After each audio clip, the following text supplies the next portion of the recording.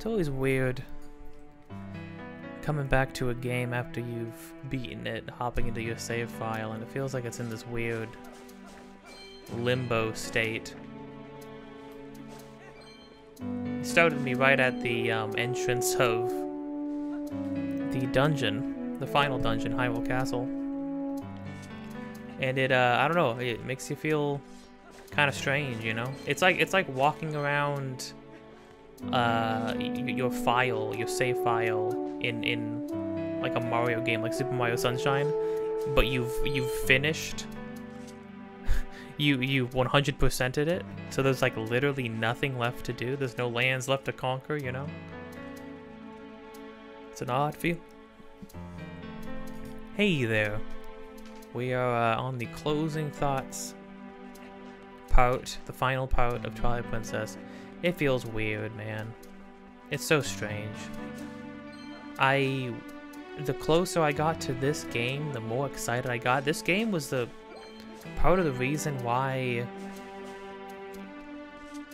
I was so excited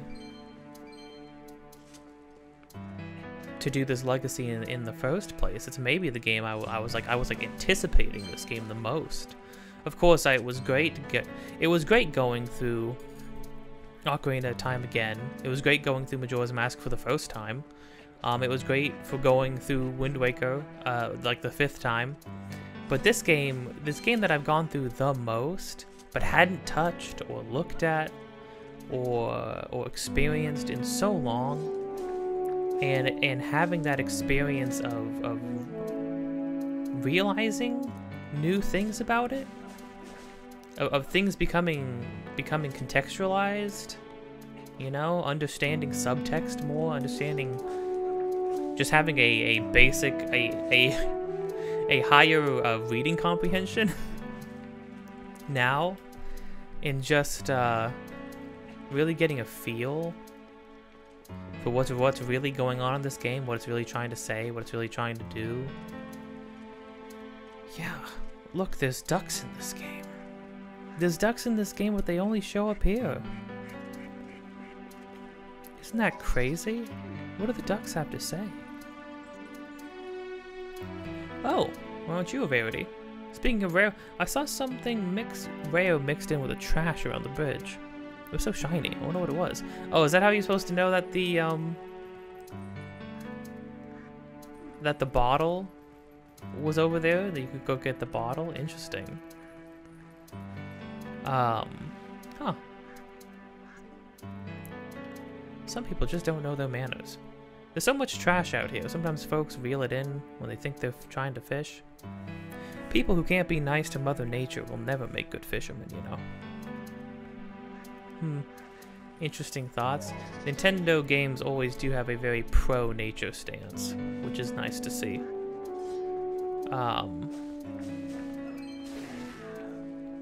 Jeepers. Okay, well, might as well get to the fishing. Yeah, so this closing thoughts is going to work a little bit different. There's a whole fishing hole here. None of it really, unless you count catching every type of fish. I mean, you do have a fishing journal, but as far as like the typical collections of the game goes, like collecting things in order to have a completion status, it doesn't really seem to count towards anything specific.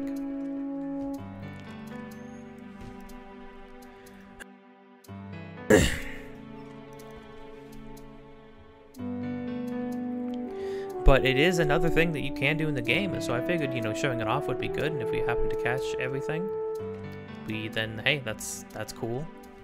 And it would also be a good, I mean, this is probably the song I would have used for the closing thoughts video anyways.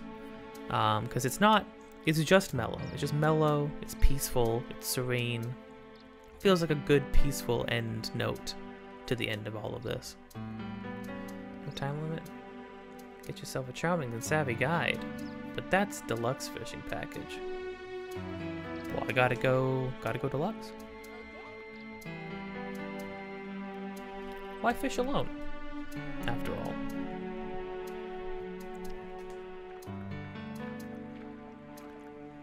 So, she helps me, right? What do you want to do? Change lure, conquer, keep fishing as is, change lures. Well, it checks all types of fish. Great for big fish in deep waters. Propeller, silent, and nervous fish.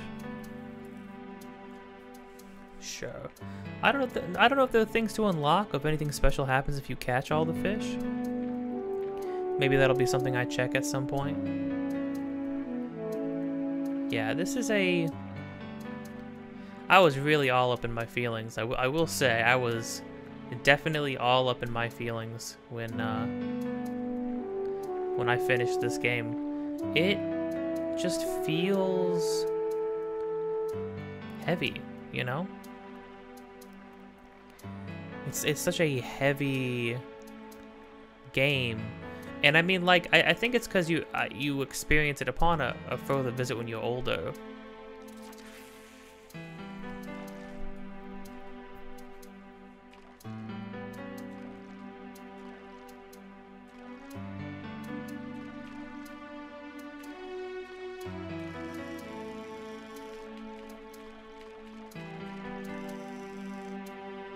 Some pretty big fish here. Upon a revisit, right? You just understand things better. You understand the world better. You understand the characters better.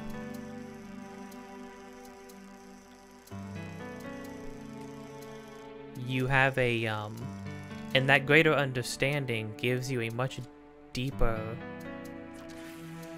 The melancholy of everything is just it's deeper. It's more profound.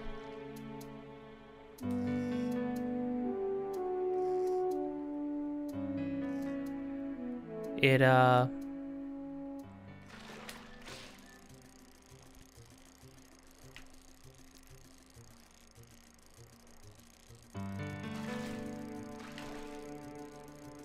oh, you tilt up. Sorry, I'm also relearning this stuff.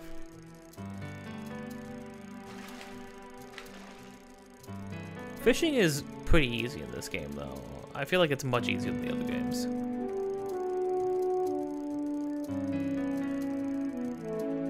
There we go. I think you just spam A at the end there. Look at that, a helium pike. Anglers everywhere going crazy about this fish. The helium pike, oh. Looks like a 24 inches. What do you want to do? We'll keep it for now.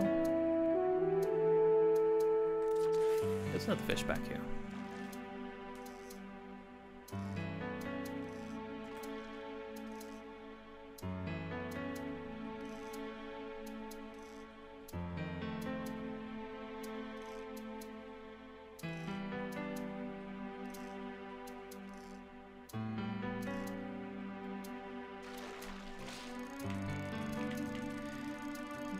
Yeah, that deeper understanding, it makes things hit harder, and it makes things linger with you more, I think.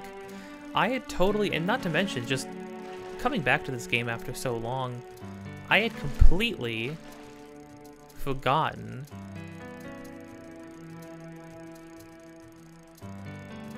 about,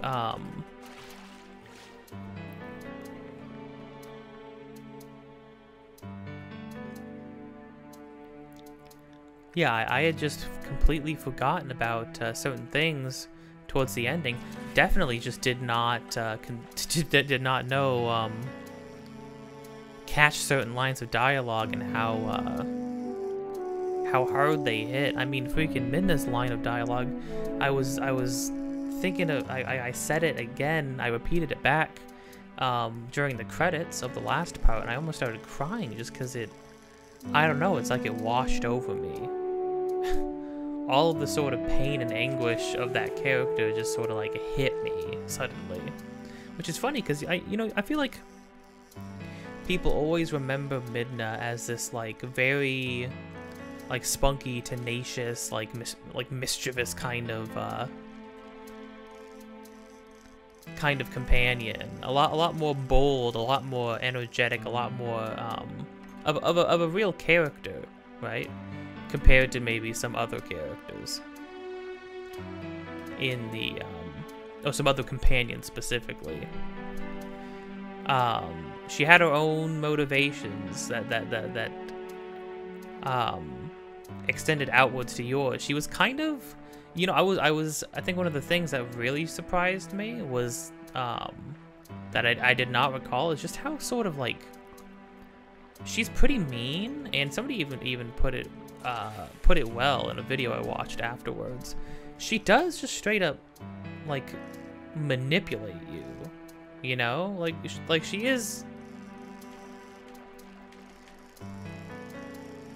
does just manipulate Link, which is pretty it's pretty messed up. It does not put her in a positive light, right? Now, of course, when you understand more things about her, when you understand more things about the world, when you understand more things about what she's been through, you know, it all makes more sense. But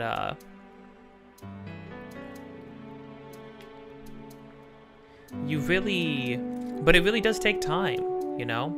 And I think somebody put it well, that I saw.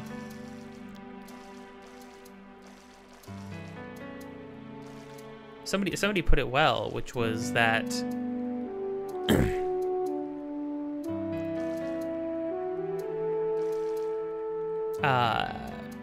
it's not until halfway through the game when you go through the Midna's Lament section, when Midna's like about to die, and you have to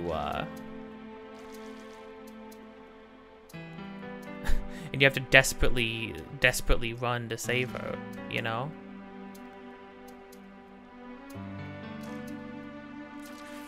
That fish just wouldn't go.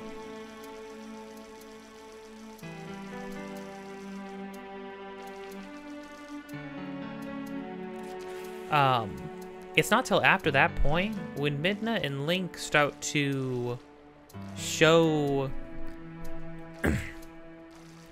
not a strained partnership, but actual camaraderie and actual like companionship, you know? They become true companions after that point, instead of just two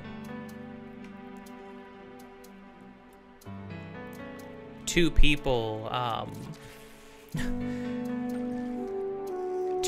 who are being forced to rely upon one another, which is really what it's such an interesting dynamic for Link and one of his companions. It's one that it's the only time they really made a companion that way, and it's the only time since. They have not done that again since. I suppose there's an argument that Tattle in Majora's Mask is in a similar vein as that, because Tattle doesn't necessarily want to be with you, and also she does not exactly aid you in the same way. She kind of hates you. She kind of hates when you ask her for advice. She's not much for giving you actual, real, genuine advice on the fly. She kind of hates when you ask her, like, hey, what does this enemy do?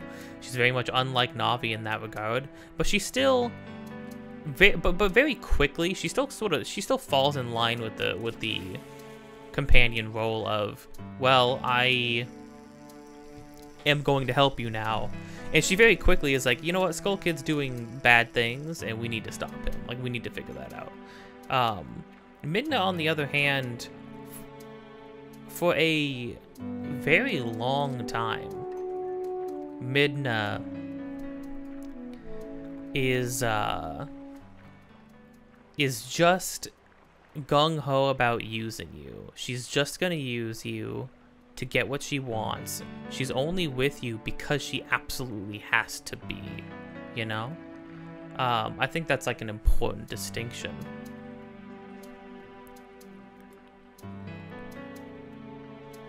Wait, no, we want,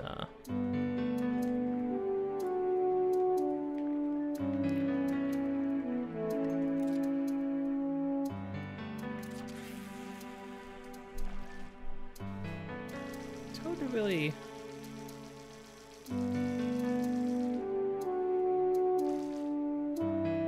Okay, I'm just gonna let this sit here and see if that gets the guy.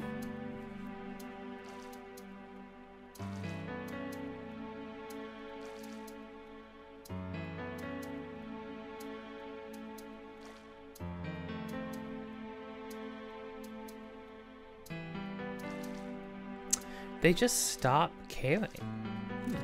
It's very strange. I don't know what to do about those guys. It's weird. I feel like those are supposed to be the easiest guys to catch, right? What if I just keep doing constant action?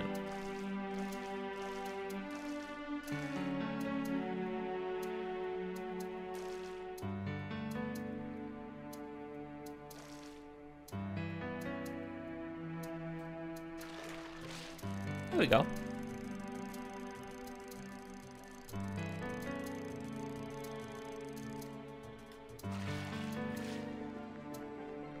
High will bass size, I'd say about 18 inches or so. That one's a record breaker, so you can keep it if you like. What do you say? Yeah, I'll keep it.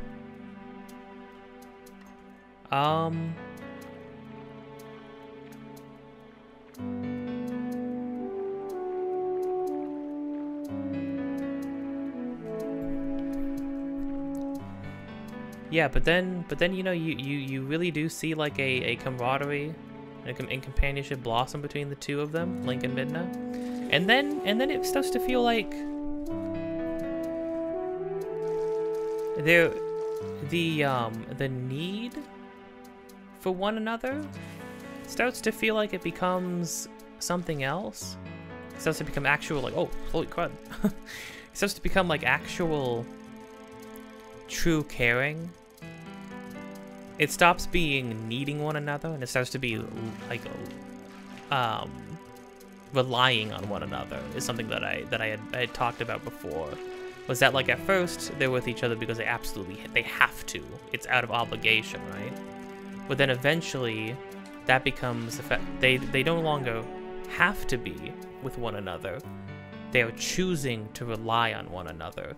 And she doesn't manipulate Link into doing what she wants from him. She starts to, in the second half of the game, she starts to ask, she's like, will you come with me? Will you do this with me? Not will you do this for me? I think that's another distinction too. Again, here's the thing. Not every single line of every single story is written with intention. However, it's still a brushstroke in the greater picture. It still paints a picture, you know? So regardless of the intent, I think the fact that she specifically says, will you come with me, instead, and not, will you do this for me, it puts them on equal footing. It's no longer a, you are in service of me, right? You are serving my wishes. It's, we are working together for both of our sake. And then also it eventually becomes about everyone, like the sake of everyone, you know, which I think is also interesting. Holy God. That's another thing too. Minda even mentions it in the end of the game. After you defeat Zant, she says that like you and Zelda, like Link and Zelda, have sacrificed so much.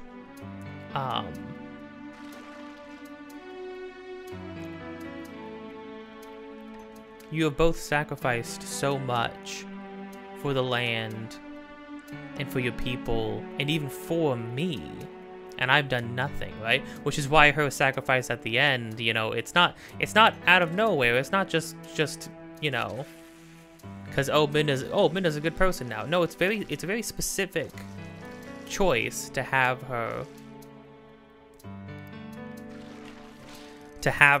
sacrifice herself, especially since she's risking her own life to save Hyrule at that point. Not her own world. You already defeated Zant. She doesn't need to go... Well, I suppose Zant says that, oh, Ganon will... Well, this seems like a big one. Only 25 inches, if you say so. I mean, Zant says, oh, my master will keep reviving me, but why would he need to do that? Why would Ganondorf want to revive Zant? It was very clear that Ganondorf was only using Zant. He even says as much, you know? He even notes that, like, yeah, I used that pathetic fool. I used your pathetic, worthless magic so that I could gain my strength back, so that I could rule this land. And he only mentions Hyrule. He doesn't mention anything about the Twilight. He's like, yeah, I use you as a stepping stone to help me climb to where I want to be, which is the ruler of Hyrule. Because again, much like what we saw in Wind Waker, at this point in either timeline, Ganondorf has lost so many times that he's like, he only wants to rule just to say he did at this point. What's that guy? Oh. It almost doesn't even feel like he doesn't even seem to want to rule, to actually be the leader of the land and have control over it. It almost seems like he just wants to do it to say he did, to say he accomplished it, just off of the premise of doing so. Oh, an Ordon catfish. Not much, not much demand for these. Why does the music went all sour on me too? It's not that they aren't kind of cute, but they're slimy, you know. Yeah, they do seem kind of slimy, but I'll keep it. We might as well.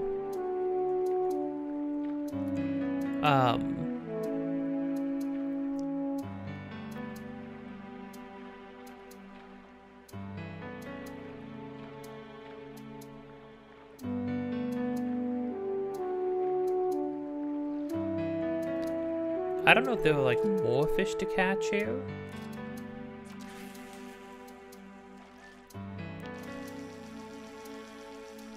Or what?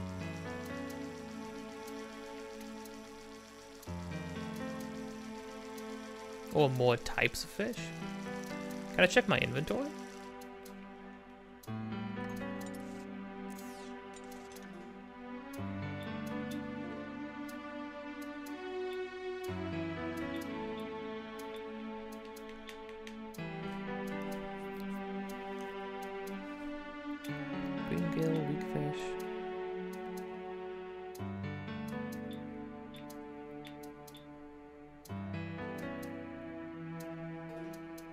Maybe we gotta call it quits and then see.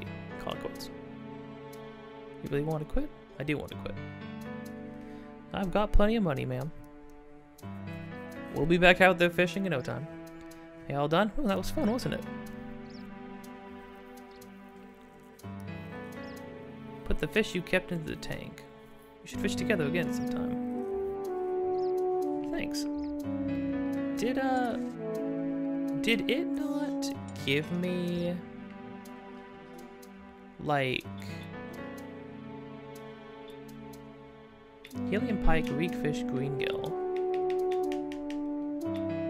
It didn't give me the catfish in my fishing journal.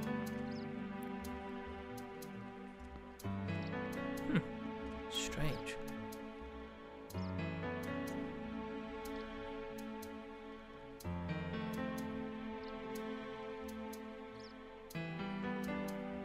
Hey, I'm going to check this really quick and see what exactly all we can do here.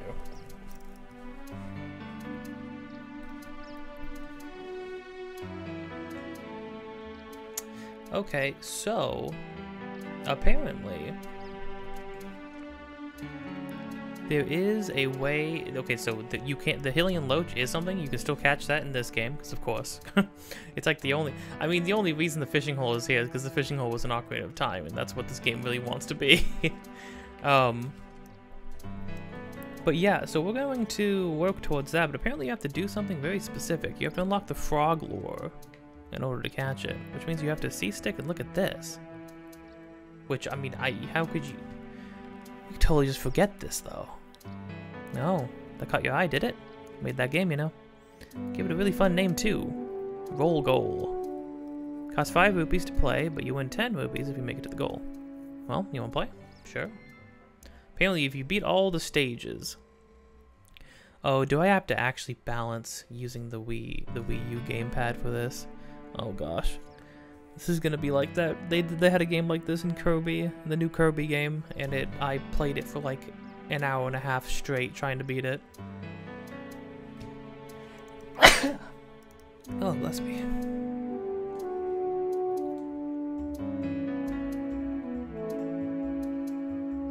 Yep. Yep, yes you do. Do you think it'll be easier or harder by using the gyro controls? Oh, well, I mean, this ball is much nicer. The physics in the Kirby game were messed up.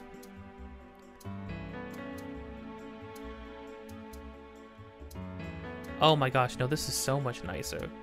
The physics in the Kirby game were screwed up, I can't even tell you. The ball would just like, it would get suctioned into holes and stuff. Like, honestly, the ball, with how close to the edge it is right now, it would just fall in if it was the Kirby game. I'm not even kidding. Much nicer. Congrats, here's your prize. You cleared it. Guess I'll have to make a new course for you next time you drop in. Promise you'll play it, okay? Yeah, I will. In 2 seconds. What were we saying? Oh yeah, no, you submit a sacrifice at the end to try to stop Ganon. Despite the fact that she knows he has no intention of bringing the Zant back. He has no it doesn't seem like he has any intention of going to the Twilight Realm. She has done and she has gotten everything that she needs, right? 1, 2. Yep, I'll do it.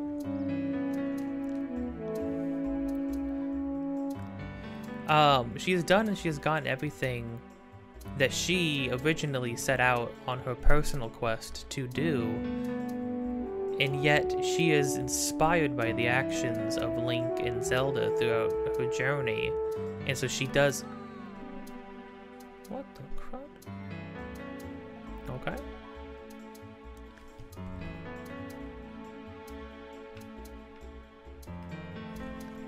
Oh, weird. Like, maybe.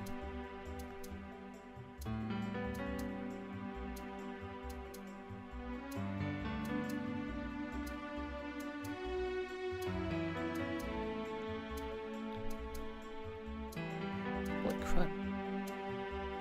It's a good thing you have a bunch of rupees.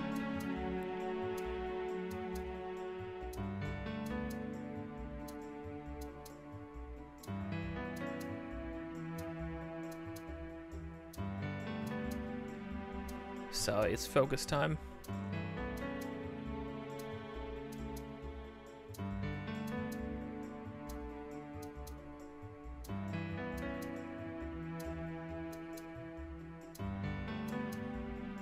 Honestly, I can't imagine whatever the controls were for this for the GameCube. I don't know if they would have been better or worse. With the Wiimote, this would have been awful, and you know they made you use the Wiimote to try and balance this. Like what the oh my gosh. Straight out of like in Super Mario Galaxy, how the levels where you have to like roll around on a giant ball and you have to hold the Wiimote straight up. Ugh, awful, terrible. I don't know how many levels of this there are, but this is what we were doing. Yeah, but so her sacrifice at the end means a lot more than just saving Link and Zelda. It's a sacrifice for a land that basically outcasted her and her people. Like that's how it's actually huge. It's a really huge moment for her character. It's her giving up everything. It's her giving up being able to even go back and lead her people. Which is a big deal. She's basically sacrificing the ability to care for and lead her people in the future in order to save the land of Hyrule, a land that she is not welcome in. Her people are not welcome in. They are outcasts in it. It's crazy. But then again, you know, that's kind of what... The game goes a lot into people and groups and tribes and the things that set them apart and the things that bring them together. So that's why, like, I don't think Ganondorf is out of place thematically, even if he feels sort of shoehorned in, narratively speaking. Ganondorf's entire existence, he was chosen by his he was chosen by certain members, the two witches, Twin Rover. He was chosen by them to be the Dark Lord, just like how Link in Ocarina of Time was chosen to be the hero. We have two people who sort of parallel each other, who are destined, who despite, no matter what they want, despite whether they might want, despite the lives that they had been living, or they could have been living, they both, holy crap, this has got to be it, right?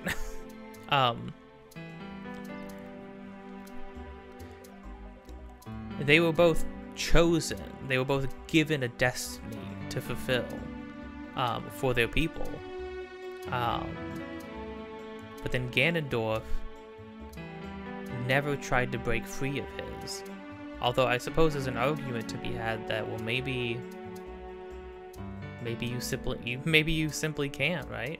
I mean, because here's the thing. Could any of these Links have broken free of their destiny? Majora's Mask Link had a choice. In Wind Waker, Link had a choice. But in this game, and in Ocarina of Time, these two Links, well, specifically in Ocarina of Time, in this game, Link seems to be given more of a choice. He's chosen in the sense of he's been blessed with power, right? In Ocarina of Time, Link is his choices, if he doesn't go out and fulfill his destiny, are extremely limited. He no longer has a sorry, fishing hole in the mind. He no longer has a home. He no longer has his father figure. He can no longer stay with his people. He belongs to nobody and no one. And he is told that he has to go, and then he loses his childhood. So it's like that Link has absolutely zero choice in the matter. And so maybe Ganondorf, maybe there is just evil within him, you know? Maybe his heart is simply scarred to a point where he truly believes what he's doing is right, and he always would have, you know?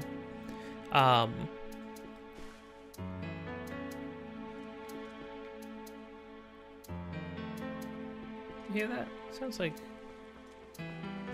bees.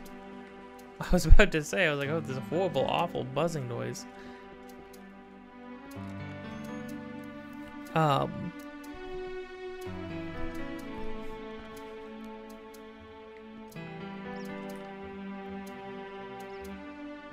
no.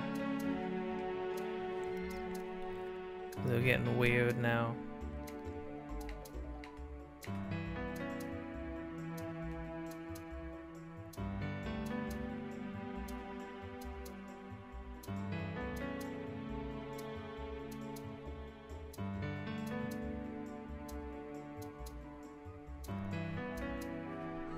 Oh, okay, so you gotta tilt it really far.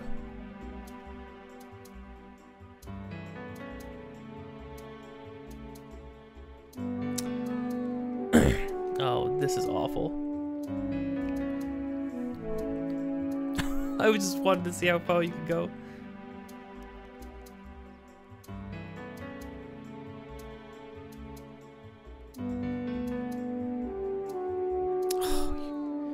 You gotta pull back immediately. It's awful. It's terrible.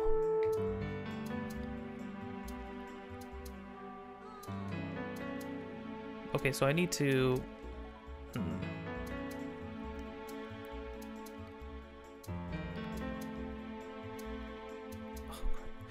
Okay.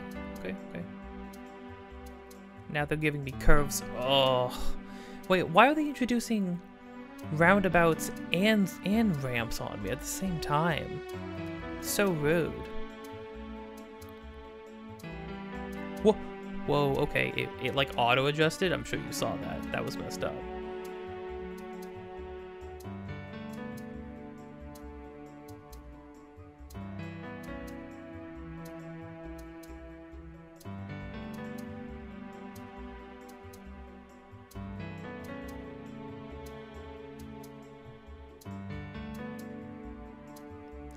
I don't really feel like I could like confidently do an actual curved motion with it, you know?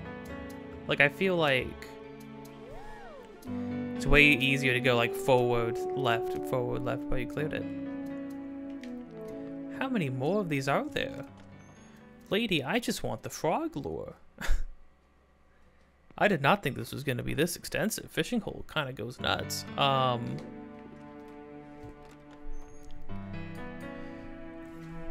But yeah, I mean, this game, it really does. It's about different groups of people, and then above that, it's about the responsibilities you have to your people. You know, on a grand note, I'm gonna pause for a moment. On a grand note, on the large scale, you have Ganondorf, who led his people to what seems to be complete destruction. He does not seem to have a people to lead anymore. Now he only has his sort of his monster followers, the Moblin bandits, right? And King Mob, led by King Moblin, who's only following Gandalf because he thought Gandalf was the strongest side, and then obviously he ran into Link, and suddenly it sort of changed his perspective on things, which I love. I love that. Who is just a king, who is also another king leading his people, and he even tells, he's like, I followed the strongest side. That is all I have ever known. And then he leaves, and presumably he took his people with him.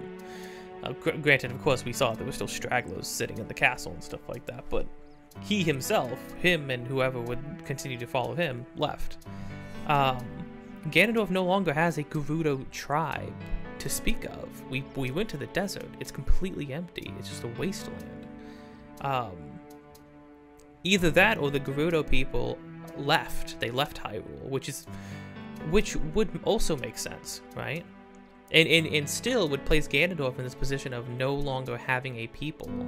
He failed them in every conceivable way. And so whether they all died off or whether they left, either way, he is without a tribe now. All he has is his monsters, sort of the demons he commands. You have Midna and /Zant, who turns his people into monsters to do his bidding, who only seems to want to rule just to prove that he could have. Zant, I love Zant. I love Zant because it's the same reason I like, I won't spoil who the villain in Persona 4 is, but I will say it's the same reason I like the villain in Persona 4, because Zant, because much like Zant, that villain feels like, throughout the course of the game, it feels like he has some strong motivations, a master manipulator, a master planner, and then you meet the guy and you see him for his true colors, and he's an incel. He's basically a deranged incel who was sad because women didn't like him, and so his crimes are absolutely petty. Zant feels the same way. At first you're like, okay, so this was somebody who thought he should have been the ruler. and his people rejected him, and now he's taking command to show them, to lead them to new prosperity, to move them forcibly back to the land of Hyrule, where they may walk into the light once more. And it's like, oh, that's actually like a kind of a compelling setup, right? Oh, this tribe abandoned by the gods, abandoned by the light, abandoned by time and history itself, erased from the history books, sent to another plane of existence. Somebody wants to bring them back. Like I think I even said it, a little bit Killmonger-esque, obviously, with a lot more intense the fantasy aspects to it, but it feels like Killmonger at first, but then you realize that once Zant stepped into a position of power, well, first off, when he lost the right to hold power in the first place, he threw a fit, literally threw a tantrum. And it wasn't because it wasn't frustration. It wasn't the frustration of somebody who wants to be able to lead his people to prosperity. It was the frustration of a child who didn't get his way. And then when he finally does get his way, what does he do to his subjects? What does he do to his people? He turns them into mindless monsters and sicks them upon a world who has no idea at that point why this is happening to them. A world filled with innocent people who have no idea why these terrible things are happening to them. And then what does he do? He sits in his tower, sits on his throne in the Twilight Realm with no people to lead. No more people to lead. He's also tribal, but he's content with that. He's content with that because he got his way. That's all he wanted. All he wanted was to get his way. It's the reason why it's such a fun and interesting. He's such a fun and interesting villain is because his motivation sucks. You hear his motivation, you realize what his motivation is, and it feels disappointing almost.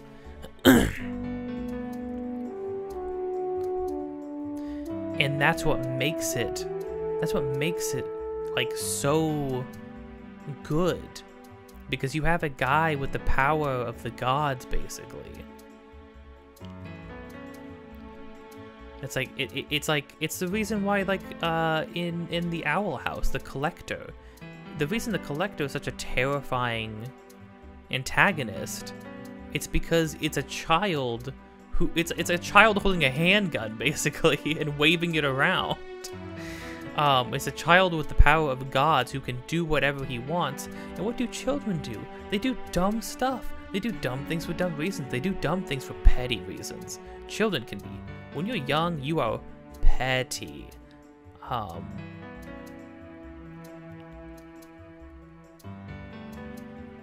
that bad.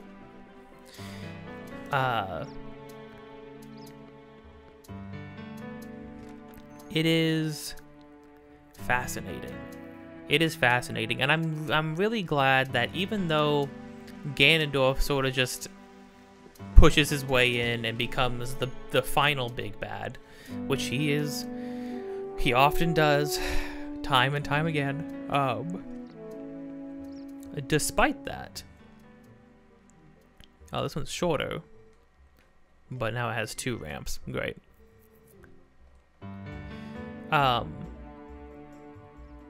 Despite that, I'm glad they do still throw Zant back into the mix. At the very end, Zant gets the last word. He gets the last say. Still existing somewhere.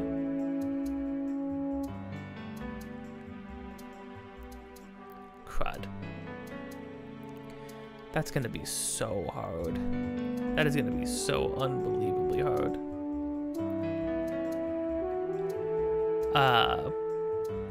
Zant still exists somewhere within Ganondorf, and in Ganondorf's final moments, Zant rejects him, rejects what he stands for. Finally seeing Ganondorf for the false god that he posed himself as.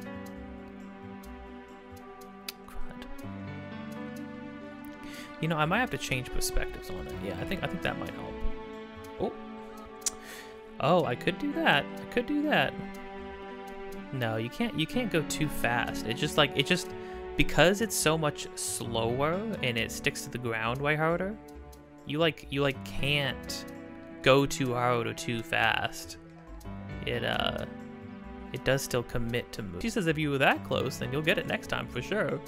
It's the freaking gambler's fallacy, right? Oh, next time I have to win eventually. I have to get this. I don't know. That's such a tight turn though. Okay, well. It's a good thing I have all this money. It's a good thing I have the big Mondo wallet. When I start dipping below like normal huge wallet size, then I'm gonna start being concerned. It was high tilt. It was tilting it the other way. I don't like it when it adjusts like that. It screwed me over. It screwed me over. I don't like it when it readjusts itself onto the... That actually screws me up more so than it helps. Because I'm making movements. If you could see how far the opposite direction I tilted it after I got it over that ramp. Just wanted to know if you can even go quickly, right?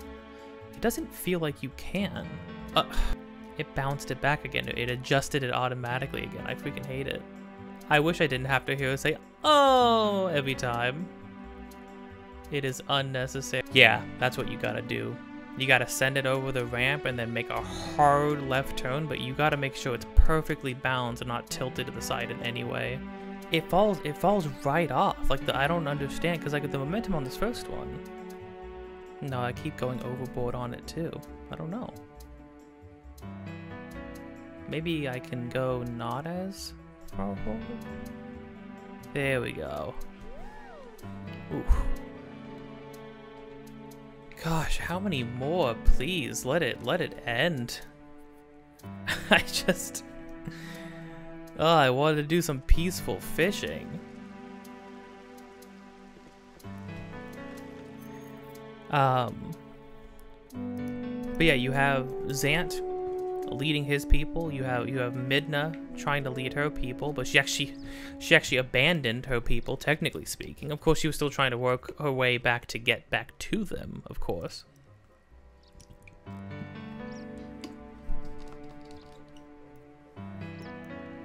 But regardless, she's still I figured we could do fish tanks just for my customers. Yeah, I like to display the fish customers catch. Of course, I don't want to encourage overfishing, so I only keep the biggest fish each time brought in. Nice.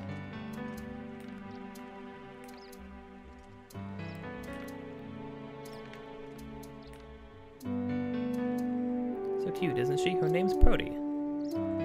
She even talks sometimes. Oh. That's cute. What do you got for me now? Ugh, criminy. I bet there's 10 levels. I bet that's what this is.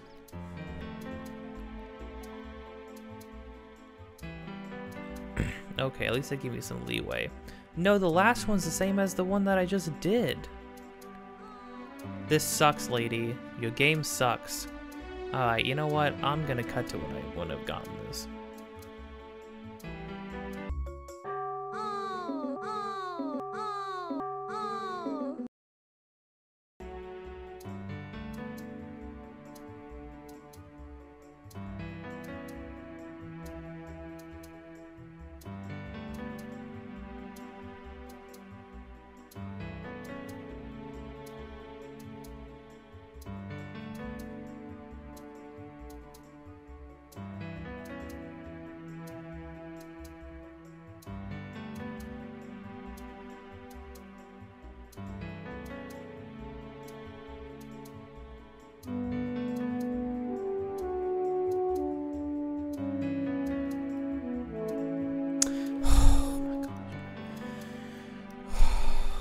Holy crud, that took. Look at my money count. Way to go, you cleared every level. You're amazing. Screw you, lady. You made the worst game ever.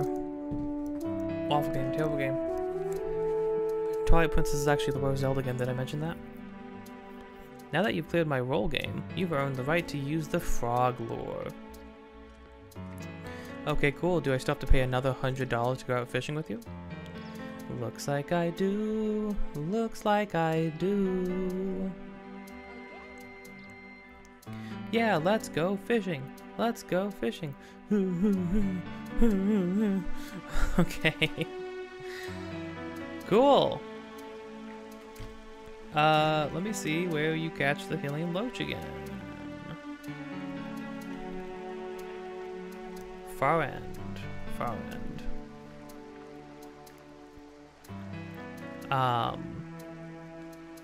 Okay, now that I've done, like, losing my mind over that. Look, frog lore. That's fun. It's neat.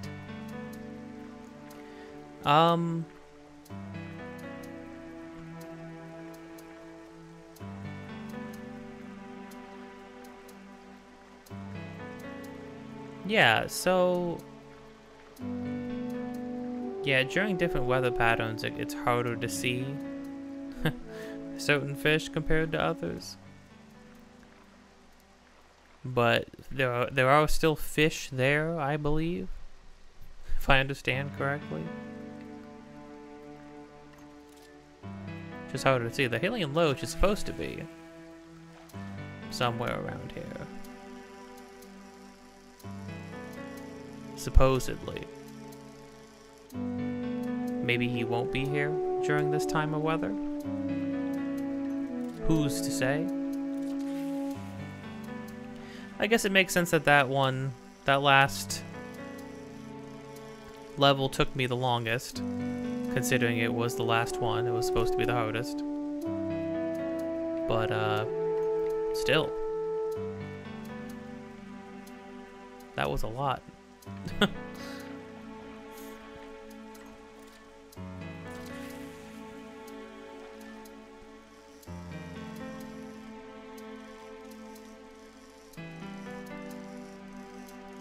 Very hard to see.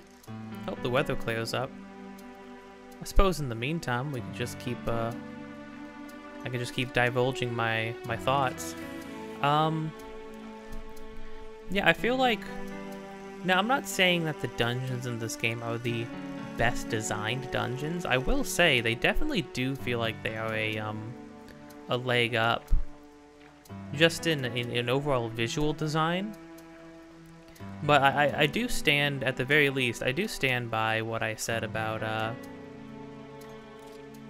just the context behind the dungeons, the environments, what the dungeon is, and like the sort of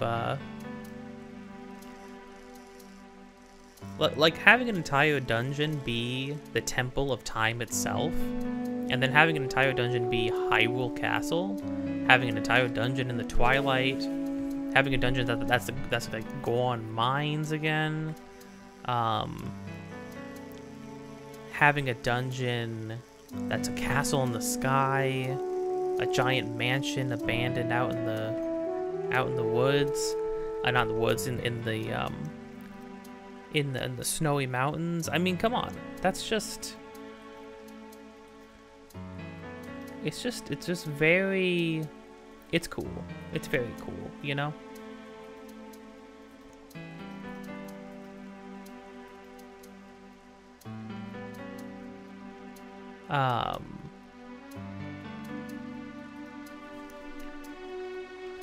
I think it is...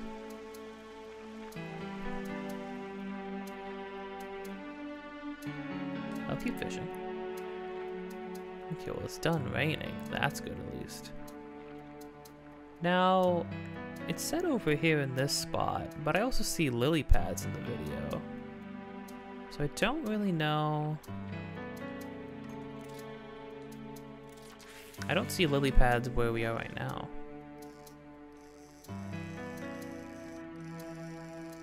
You're just a normal bass. You're not the Hylian Loach.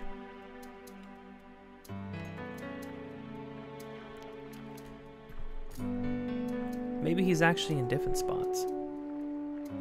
We'll keep going around trying to spot him. It's a brown fish. It's a long, fairly large brown fish.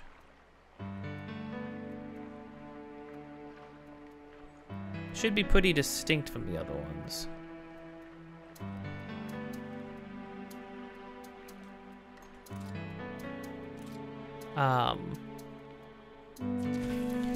Yeah, I think this game has a very realized, very full sort of depiction of Hyrule, you know?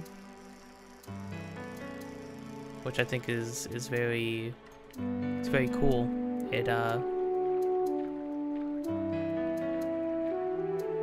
The environments are very large and stuff. I would say that, like, they feel fairly empty, you know?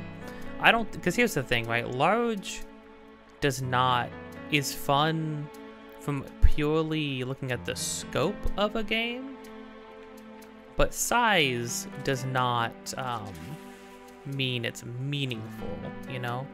Your game it's not meaningful in size. Looks like it slipped up clean off. I'm gonna give it a little more time before we try to hook it. Well, I don't understand, ma'am. He grabbed onto my thing super quick. And then he slipped right off. I don't get it. I do not understand the ways of fishing. I think that this game is incredibly impressive, though. I mean, I think the game is also extremely linear, even compared to Ocarina of Time. It almost feels like in Ocarina of Time, you do kind of just jump from one thing to another, but it always feels like the environments, they're not as massive as they are in this game, but they always feel like they're filled with things to be doing, things to be done, you know, if that makes sense. Obviously Majora's Mask is primarily, like, a majority of Majora's Mask is optional content. Wind Waker has the benefit of having the entire ocean, you know? For as big as this game's environments are, the actual content and depth of the environments leaves a little bit to be desired. And I think that's fair. It doesn't speak against the quality of the game. I just think that there was more that could have been done here, you know? Now, as far as environments with very sparse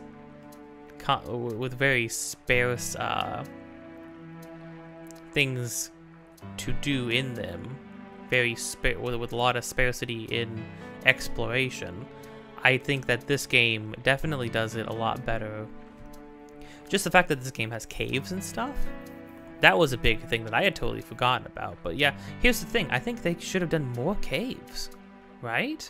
I don't know why they didn't do... I was so excited in, like, the first half of the game, because we're finding caves to explore, all these cool things to go explore and look at and admire. And yet, there kind of wasn't...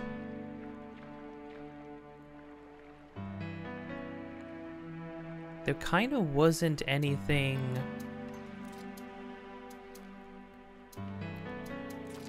After a certain point, like what, there were like maybe 3-ish caves to explore? Three, like out of all this huge... Like, look at the maps. Look at how much just this is. You know what? Do you know what's in this? Nothing. This is just designed this way so you can have 2 different battles here on horseback, which is cool and fine and dandy. But all this space, and you didn't do anything with it. And then look at what connects everything. One thin line, one thin hallway, one thin hallway, one thin hallway, one thin hallway, one thin hallway. It's like... Meanwhile, look at just Hyrule Field in Ocarina of Time. Sure, it's only one of these massive fields, but that one massive field has any number of things to end up doing within it, any number of side quests. It has Lon Lon Ranch in the dead center of it. It's connected to each other pivotal location, which is also a huge hub area, instead of being, you know, like this. Hallways. Just hallways. this little massive hub area was cool, but then all the content ended up being just right here on the outer edges of it, you know? Which I think is also kind of a shame. I mean, Snow Peak is just one massive lane to traverse directly through. And even though Gerudo Desert is this huge, massive body of sand, all the stuff to do is on the very edges of it, just the outskirts. All this stuff in the middle, hardly anything to go do and see. And then what does it become at the end? It becomes a hallway. Where do you start? Well, you start in a hallway. It's not bad. Here's the thing though, the game is linear though. So it keeps you going through it on a very clear, very steady track forward, right? And I'm not saying that that is bad. That was obviously an intentional choice. And there's actually a lot of good things that come out of it. It's able to, from being more, from keeping you a little bit more on a rail, on a set of rails for most of the game. What it's able to do is have a lot more story beats, have a lot more events that happen throughout the game, which I think is really cool. Like they have you going directly from point A to point B, and then when you backtrack back to point A, something happens, you know? Like trying to go up to the Goans, you get back to Kakariko Village, and then suddenly, when you get back to Kakariko Village, Colin gets kidnapped. Everybody gets attacked again. Colin gets kidnapped. It's very cool. And the game's able to set up more moments like that, more like really cool cutscenes and set pieces like that, because it's much more linear than the other games, you know? Wind Waker obviously has trouble setting up those kinds of set pieces because you're spending all your time sailing around on the ocean, and for instance, like the first half of the game, they don't let you sail outside of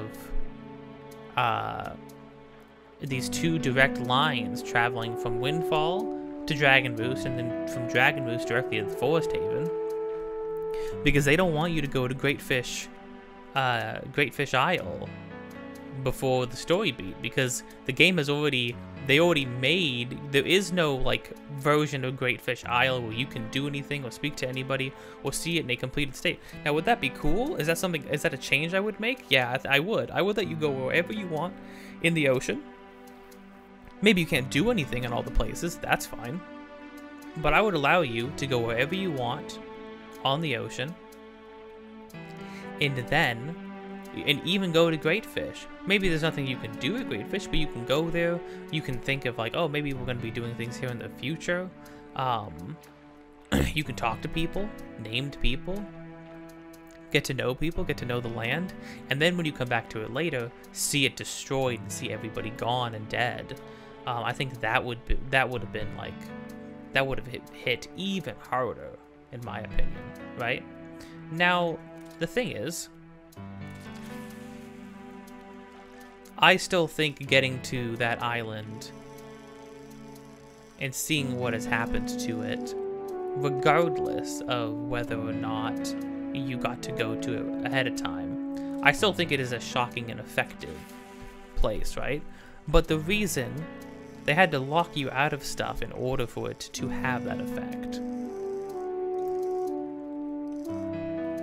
And I think that's sort of the give and take here, right? Is that this game is able to be a lot more story driven and a lot more story focused.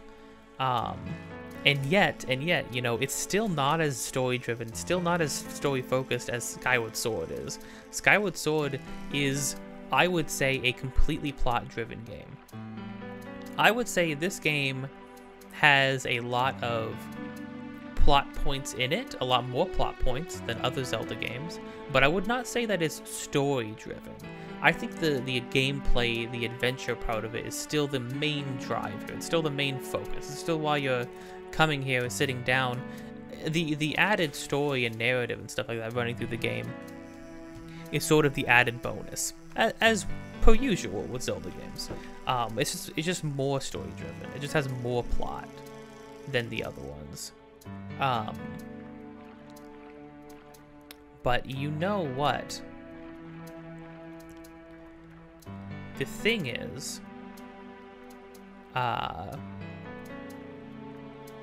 think that that's fine. Skyward Sword is story-driven. It is on rails, story-driven, very few, if any, side things to go do and go see that you couldn't have probably done or gotten to the first time around. Or they're very light, very minimal extra side things to do and to accomplish, you know?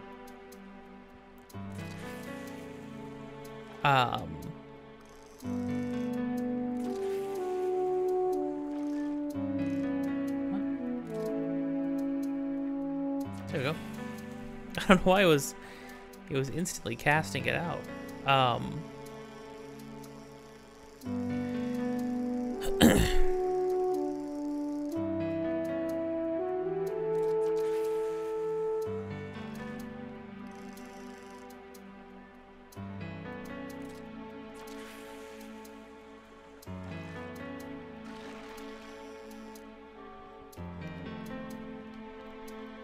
Yeah, he bailed on it instantly.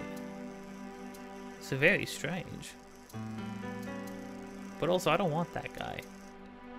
I want the Hylian Loach.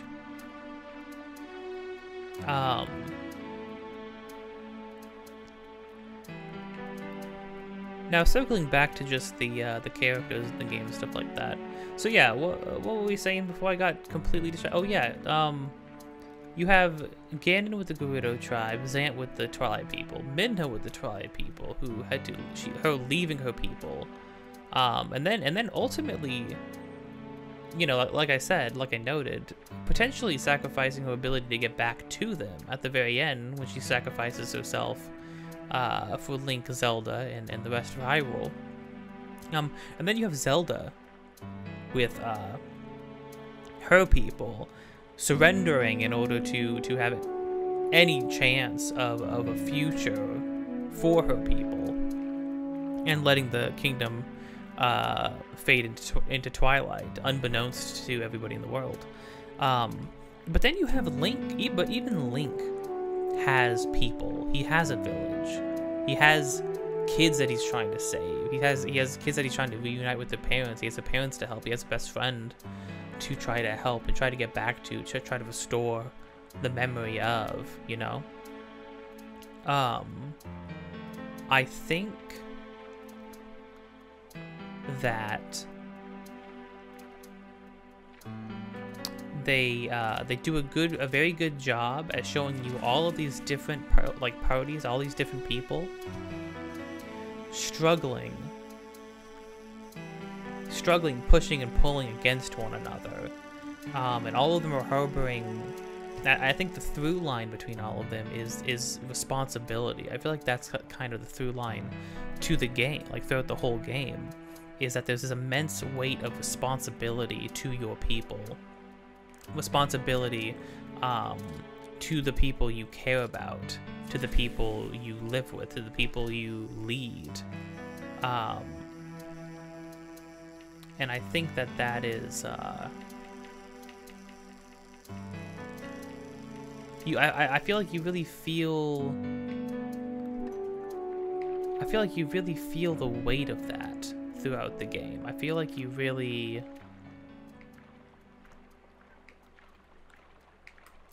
feel the burden that everybody is facing. That's not the one I want. I think that's just another pike. Maybe even a catfish. Try giving just a hair more time before you hook it. Why does that keep happening? Suddenly I just can't seem to... You know what? We're gonna call it quits, and then I'm gonna exit. Quit. I'm gonna exit entirely, and then I'm gonna come back in, because I don't I don't see no healing loach. Too bad this time. Yeah, too bad, I guess. Ooh, I'm getting hungry. Your boy needs some noms, but not yet. I've got more Zelda to talk about.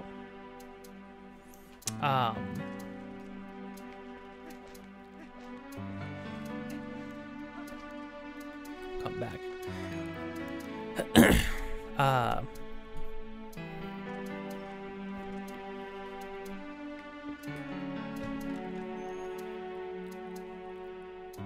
But and then you still also feel that burden of destiny that you kind of felt in Ocarina of Time.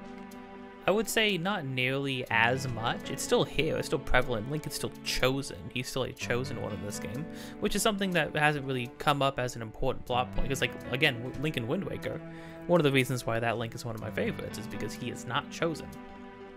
I know that's why he's one of my my friend's personal favorite at Link as well, is because he is not a chosen one. You have to earn it, right?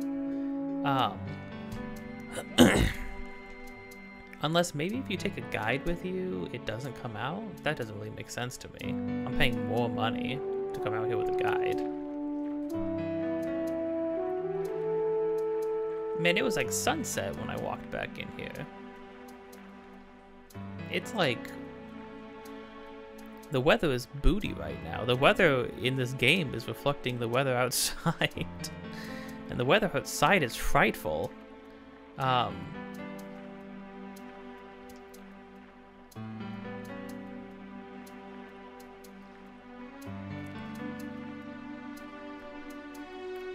think, and then Midna's line though, at the very end, if all in Hyrule are like you, then you'll do all right. And I noticed something. I noticed a detail. Zelda was smiling, and then Midna said that, and Zelda's smile fades away, and this cold, silent, like this cold, quiet breeze rolls through. Oh, here we go. There's lily pads now. Don't know what the heck happened here. Don't know why that took so long.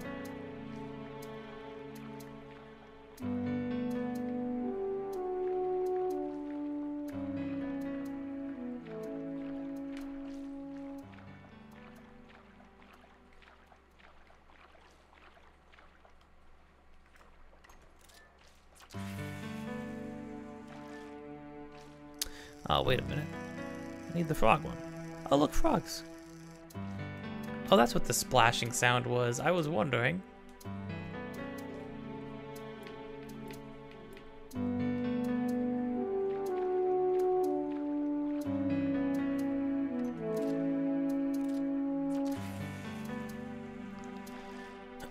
This has to be something that reset after I got this lure, right? They're like frogs now. Oh, he must like frogs. That's why the Hylian Loach would stay over here, and why he's attracted to your frog lore. Okay, so there's like a method to the madness. There's something going on here. I'm picking up what it's putting down.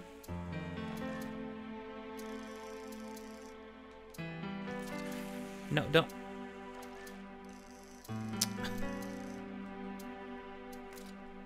Okay.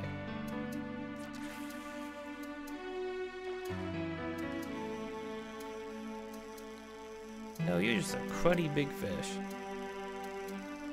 Give me that loach, game. You know what I want.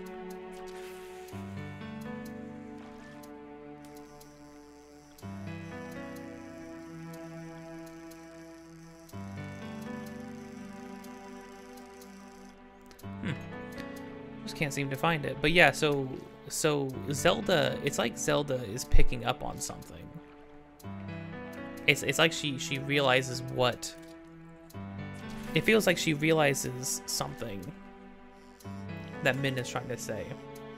Because Midna doesn't say, like, Oh, yeah, in my travels, I've seen that everyone in Hyrule is like you. Thus you will be alright. She says if everyone in Hyrule is like you, who speaks honest, and whose heart is true, then you will be alright. She says if, and then she breaks the mirror. Then she says goodbye forever and breaks the mirror. It's heartbreaking. But it's heartbreaking enough as it is, but it's made more heartbreaking under the understanding that it feels like what Midna is saying is that I know the people of Hyrule are not all like you and Link and like some of the people we have met along the way. And then also, now that I think about it, it's probably also like, and I know that there are people in the Twilight, there are people like Zant as well, who are not like you two as well.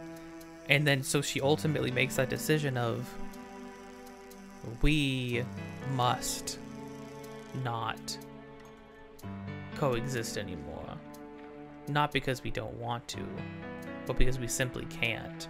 She does not feel like at the end of everything, she does not feel like both these worlds can coexist even after everything her and Link have been through.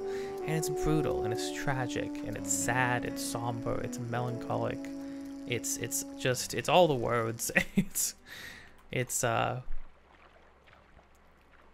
is a sad realization to come to. That's not the Loach either. And then so what happens? Well, Link loses his companion, much like he did in Ocarina of Time, and so then what does he do?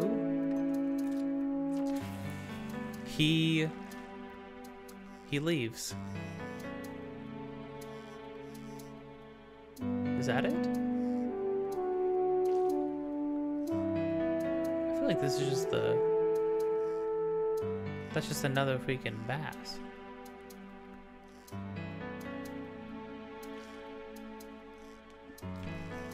What? Lady, I said, again? You lost it. Try giving it a hair more time before you hook it? Even Link doesn't look like he understands what just happened. I don't know what the heck you mean, lady. A bit more time before you hook it? It left immediately.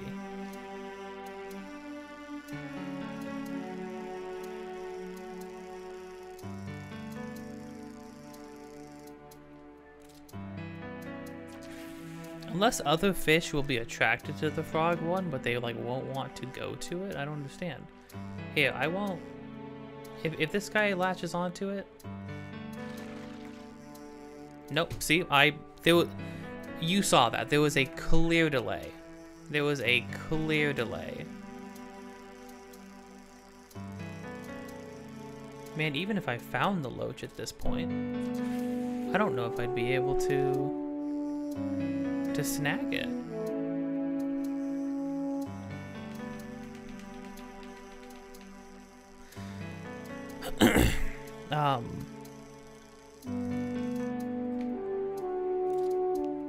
Yeah, this game just has such strong, clear themes, though, of responsibility and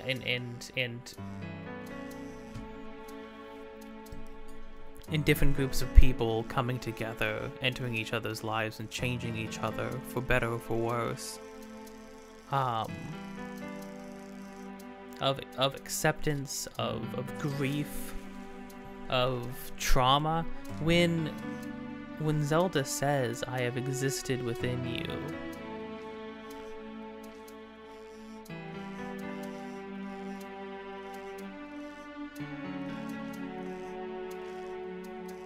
one moment.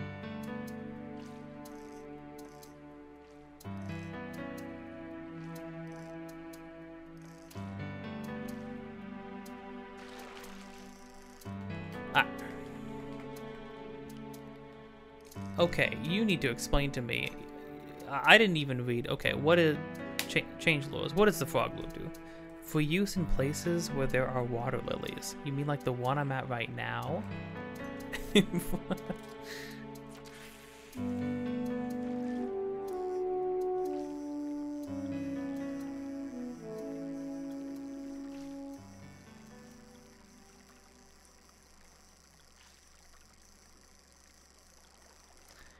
If I used a different lure, would it work suddenly?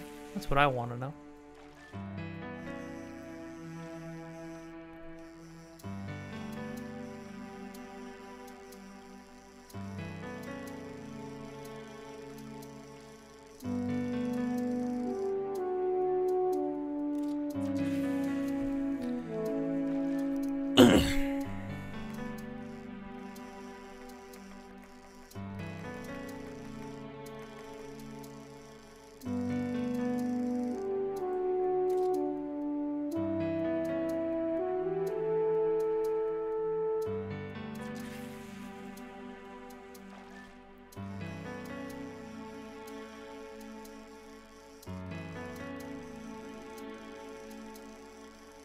Fishing is kind of nice. It's very peaceful, especially with this music. The music here is very lovely. It's a unique track in the game. This is the only place where it plays this. It's interesting.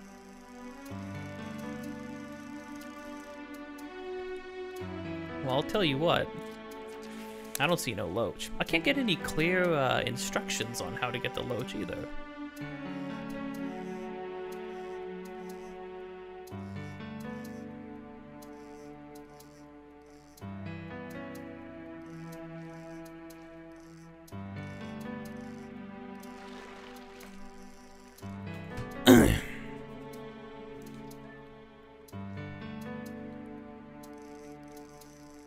Yeah, I'm completely dumbfounded that suddenly, I mean, I was able to insta-catch any fish before, and then suddenly it's like they bail immediately. I don't get it.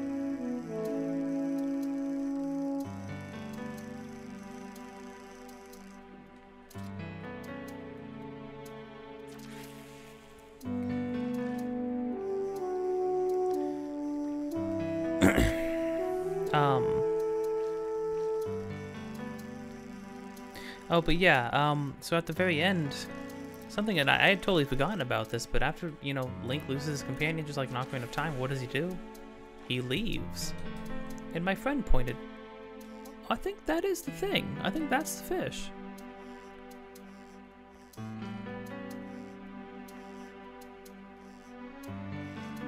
I'm gonna not touch it. If it latches on, I'm gonna not touch it.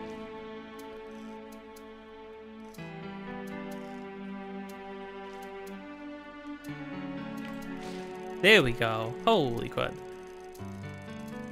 Maybe it gives you like another prompt.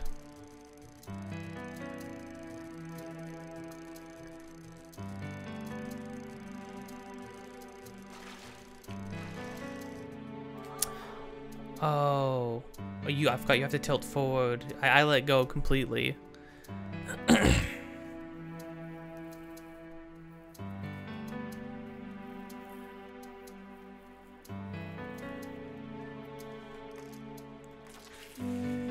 Okay, but that was the loach though.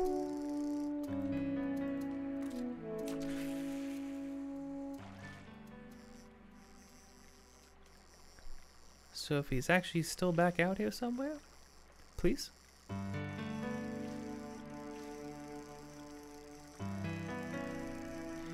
Man, that sucks. That was like it. That was like the moment.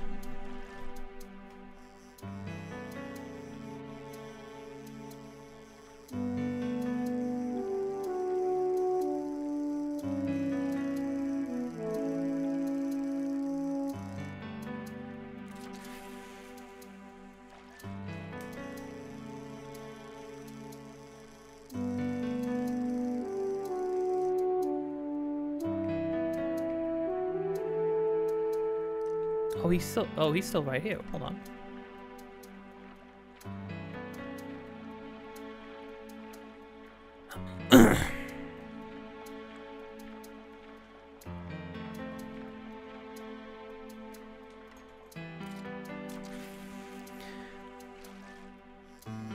Yeah, he does look super distinct. Oh, yeah. You see, he just ate that frog. They actually like eat? They like feed here? I had no idea. Wait, that's crazy.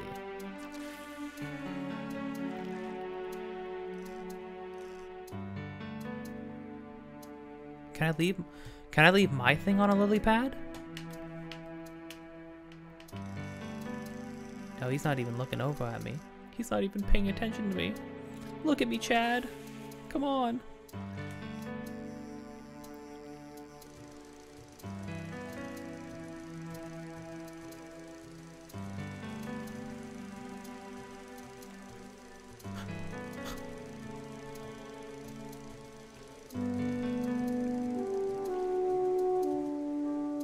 Wait, what? What? Almost had it. When you reeled it in nice. I pressed A. I pressed A so many times. Oh, holy crap. I kept pressing A. It gave me a millisecond to press A. I was mashing the A button. I don't know how much faster you have to press A. But then it said pull also. I was already pulling.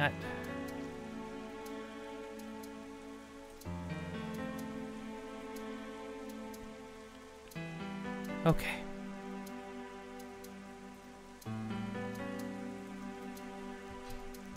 I'll just keep doing it. You know, this is gonna be nice and peaceful. And then 2.5 hours later.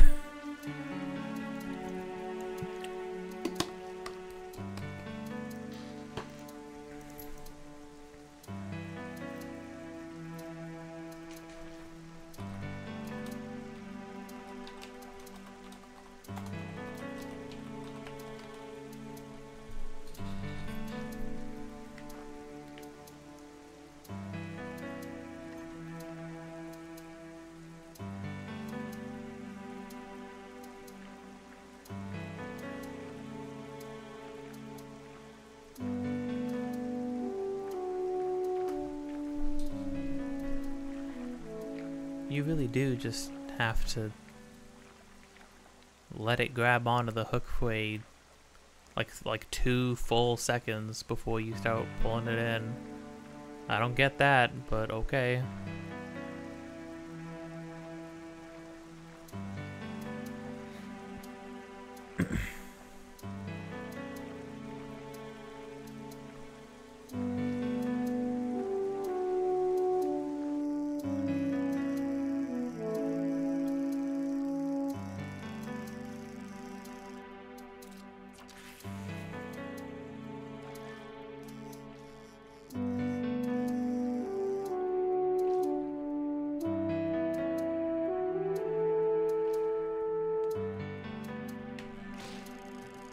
Okay. Back doing this again. Back doing this again.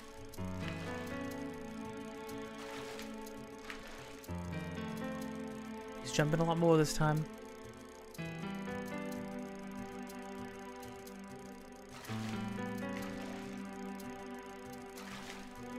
I wish it was like a meter or something so I knew how good we were doing or bad we were doing.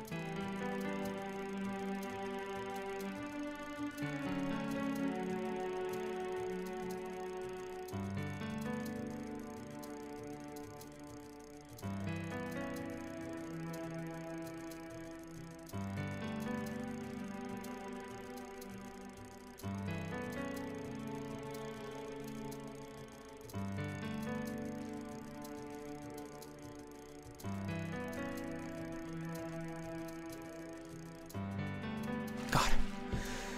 Oh, I got him. Holy crud. 3 hours. I have been fishing for 3 hours trying to accomplish this. Some of that was talking, some of that was doing the ball game, but at least half of it was trying to catch this freaking fish. Dearie me, that's the legendary Hylian Loach. It is. Amazing. From now on, I'm calling you, Link, Fishmaster. Look at Link's eyes. It's me right now. I'm gonna kill this thing. I'm gonna kill this thing. We're gonna eat this. Oh, right. I got so excited I forgot to measure your fish. Well, that's about 27 inches. That's only 27? Are you out of your mind? 27 inches? That's at least... I was gonna say that's at least 2 feet, but that would be 24 inches. Okay, well screw you, lady. So what do you want to do? I'm gonna keep it. Thank you. Oh. We did it. This was supposed to be peaceful, fishing, talking about the game, having a chill time, and I am so I'm fueled with adrenaline right now. Call it quits. You really want to quit? Yeah, I do. I really do want to quit. Wow, that was seriously amazing. I watched as a Helium Loach was reeled in before my very eyes. I still can't believe it. Thanks. I'll keep it in the aquarium. Oh, yep. And for that, this is your reward, which I think is still worth doing. You like that, huh? It's a good picture, right? I snapped a photo of the time you caught the legendary Helium Loach. I kind of tweaked it a little. Right. Well, you got Photoshop back there? What do you mean you tweaked it a little? How would you even do that?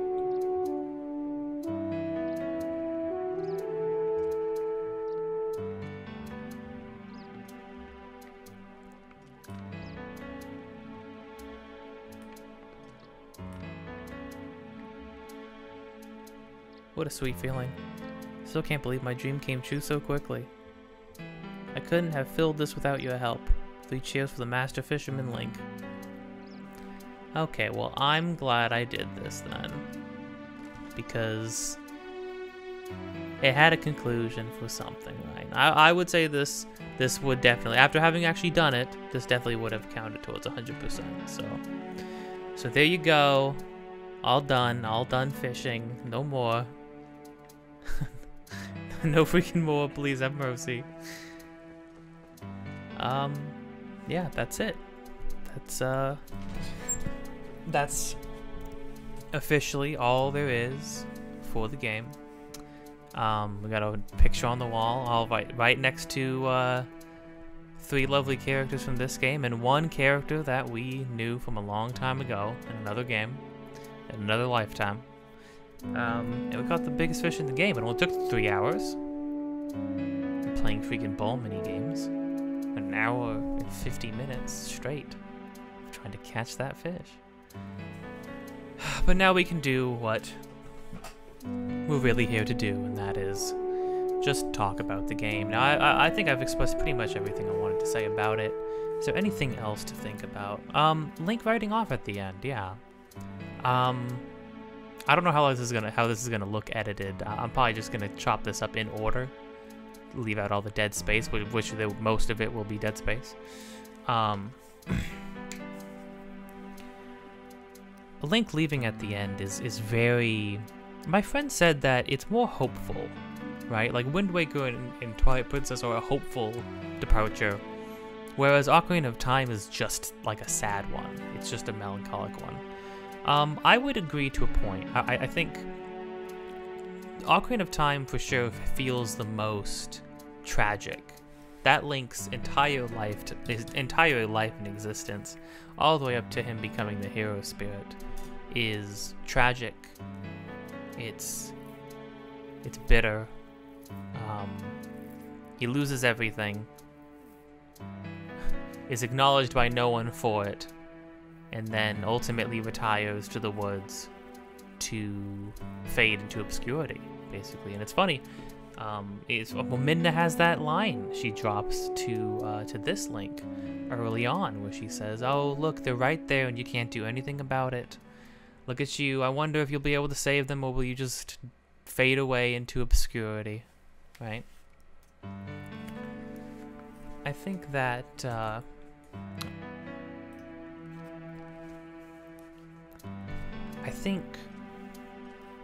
think that's what happened to the first Link. Now this Link, on the other hand, lived a much more, I think had a much more fulfilling adventure. Not fulfilling just because he helped people, but I think, call it selfish, his acts were selfless, right? But he had the fulfillment of being able to look people in the eye and receive thanks, you know, which is something that helps motivate you further to go out and do more things. And he had a companion by his side who stayed by his side all the way to the very end, but yet it ended the same. She leaves. Not without another word, but all she says is, "See you later." She doesn't explain herself. She doesn't try to convince him it's the right thing to do, she just does it. And then she leaves. And I mean, that's Midna for you, right? Since when does she need to ask permission to do something, right? It's very...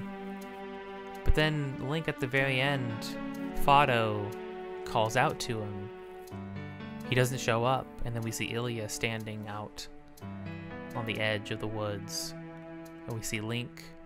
We cut to Link riding away. Even though everybody's returned home, all of his friends, his basically his surrogate family, Ilya even said that she was going to wait for him, and yet he still leaves. And I think that, yeah, while that's not, it's more bittersweet than just tragic, I still think there is tragedy laced within it. It feels like Link went on this entire adventure, and in the end of everything, there's the question of, what does a soldier do when the war is over? You know? What does a chosen one do when he has fulfilled his destiny and the task at hand is done? How do you sit down? What would he be going back to? He's gonna go sit in a small, quaint little village on the edge of Hyrule, separated from everybody? Go back and working as a farmhand? How could you do that in the end? You know, part of me feels like maybe this Link would join Telma's Bar Troop officially and work with them in the foreseeable future. But throughout the game, Link does not work. He works in tandem with them. He does not work with them, if that makes sense. He exchanges information, but he still pushes on himself, because ultimately he has had the idea instilled in him that it is his task to accomplish. It is his job to fulfill. And so what does he do at the very end? He turns away from everyone he knows and leaves. I think another way to interpret it is maybe he's going to go search for another way to see Midna again. Of course, we never got a sequel to this game like we did in Ocarina of Time, and even the sequel for Ocarina of Time did not really further the search for Navi. If anything, it just confirmed that Link would never find her, which hurts, dude. But then, well, maybe it's the simple fact that when the task is over, the only way you can move is forward. So Link chooses to do just that. Link, who cannot sit still and watch life pass him by the way it is, leaves.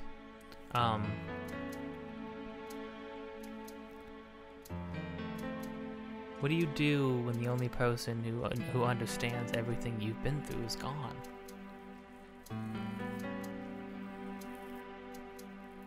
If I were to write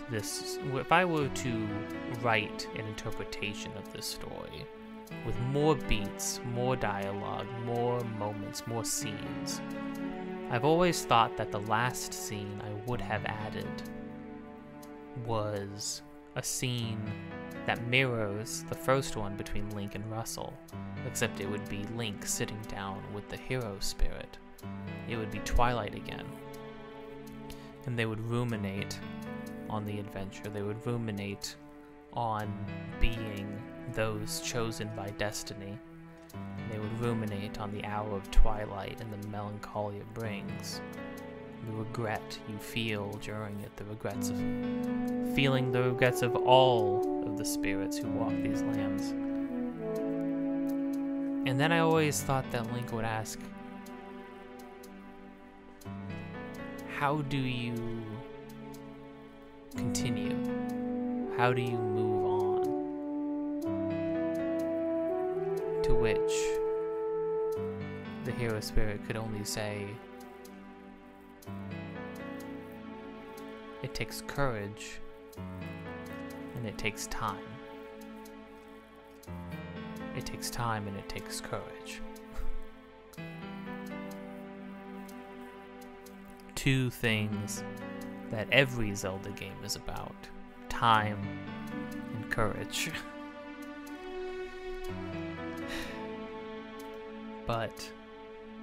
But despite that, despite what I would want to do, the reality is it is what it is.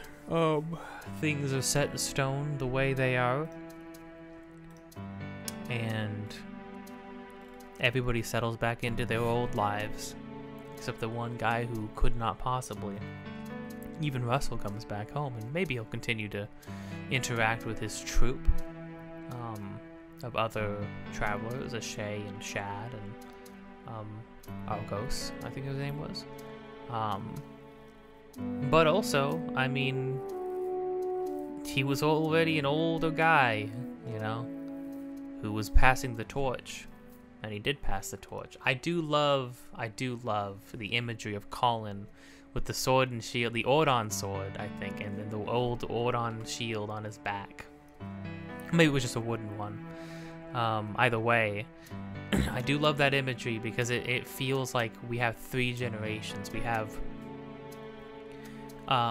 Russell slash the three generations of this adventurer archetype. We have Russell slash hero spirit. We have Link, and then we have the future, which is Colin, who's sitting there looking like a young Link. If you put him in the green tunic, gave him the hat, I don't know. It would look pretty convincing to me. I'm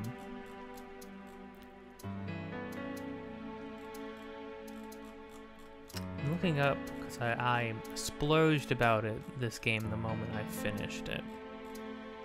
I wanted to see. Yeah, I told it. Yeah, she specifically, Minda says if the mirror were to remain, we could meet again, and then she breaks it. She only breaks it after that. If all in Hyrule are like you. Gosh.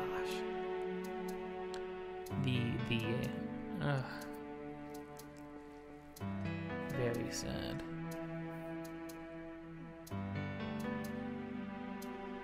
And my friend my friend did bring up a good point, which is that, like, you know, at least this Link has a family and a home to go back to, and Zelda's still around. But then again, he doesn't know Zelda. He doesn't know Zelda from anybody. Surely him and Zelda will have some sort of friendship in the future, right? But Zelda wasn't his companion. Zelda wasn't his partner. Midna was. And I think the same thing goes for even, and that's reflected in Ocarina of Time, right? Because in Ocarina of Time, Link interacts with Zelda more, both as a child and as an adult when Zelda is Sheik. But I think that's...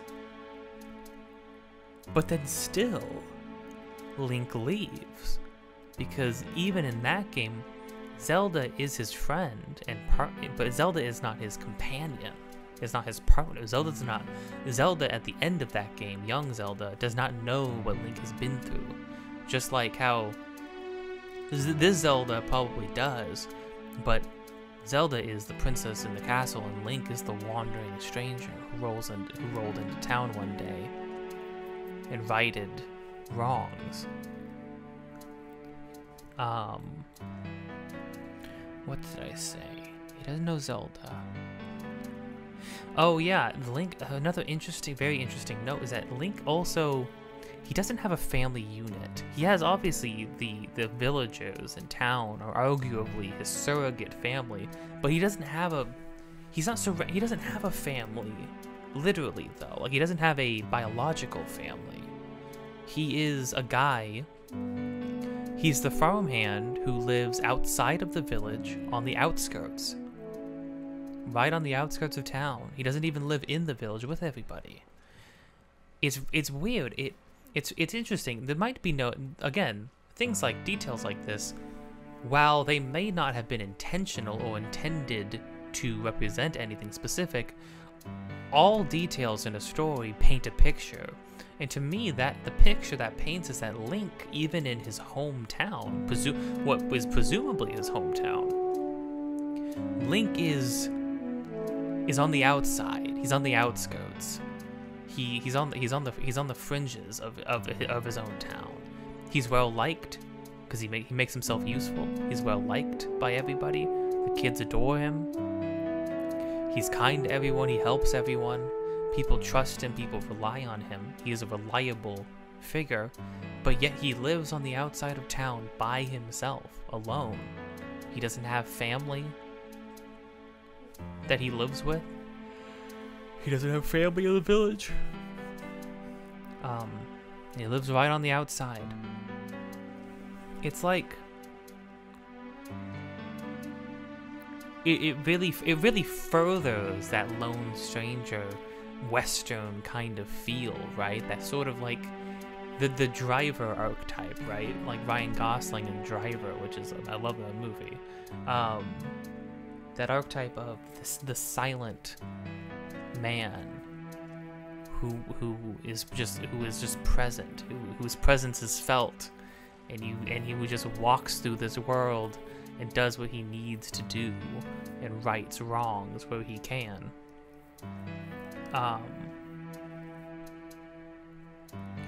Which is and I mean,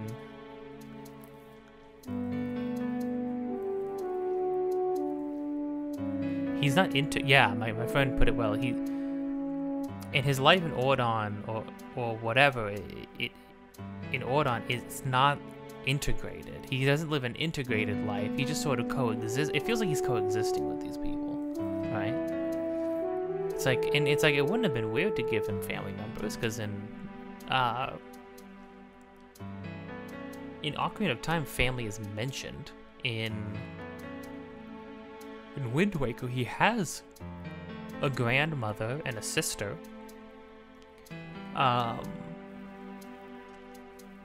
In Breath of the Wild, Link has a family. They mention a father that he once had. Now, of course, part of this is, well, it's easier to have somebody justify going out on a grand quest when they don't have somebody they're leaving behind, right? But regardless, Links are lonely. They are alone. They are perhaps the loneliest people in the world. And we will continue to see that. That is a through line that carries on all throughout every game. All the way up to Breath of the Wild, Link is alone. He meets many people, he makes many friends, he makes many friendships, establishes many relationships and connections with other people. He has companions, he has people he travels with, who helps him, who aid him. But at the end of the day, Link goes alone. Except, of course, in Wind Waker, Link travels with people, but that also very quickly he becomes isolated in Phantom Hourglass, which, not much for, I don't really... I think of Wind Waker and Phantom Hourglass would feel like two very separate things in my mind. But yeah, I mean, it's a somber tone, it's a bittersweet tone, but it is, well, my friend put it well, It's definitely a somber tone, but a more resilient one, like a Western. Like what I've been saying forever, since the beginning. It's somber, but resilient. I really like that. Really like that. It is resilient. The music, when he rides away from home, the music is not. The music, when Midna breaks the mirror, becomes somber, becomes melancholic, becomes introspective.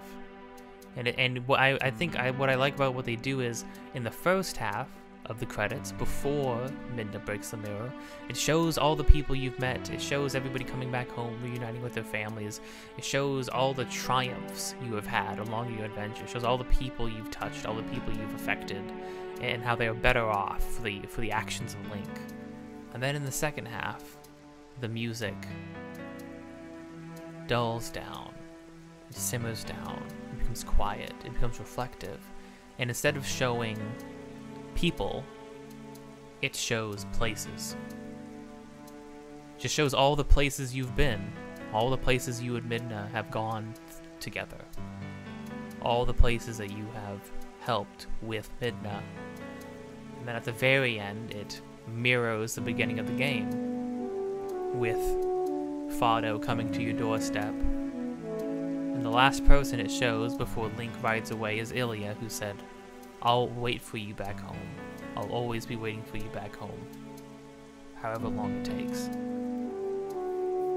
I think that goes to show that Link and Ilya are for sure best friends, but they seem to have a connection that might be deeper than that, or maybe would have been deeper than that.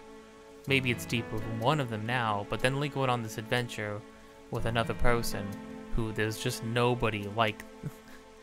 There's nobody in the world like Midna, that's for sure. Literally.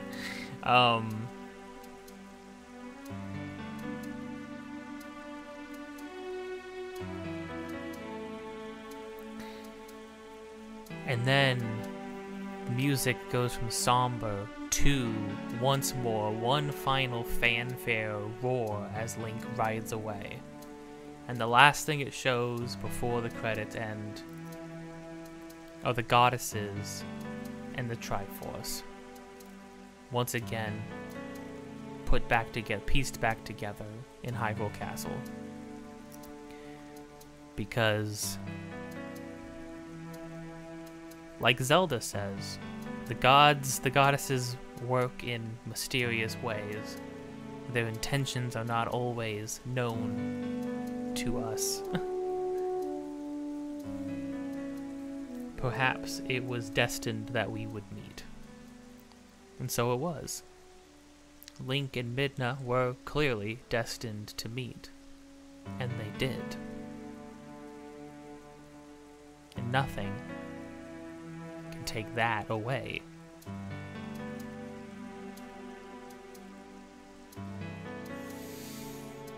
It's a good game, man. It's a good game.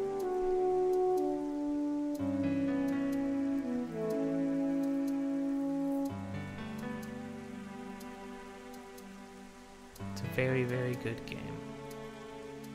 It's a game about leaders, responsibility,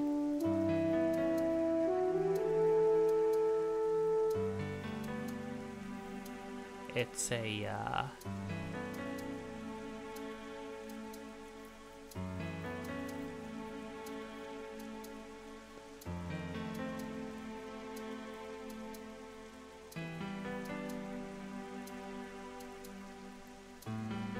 it's just good. And I think with that, I think that's all I really need to say, right?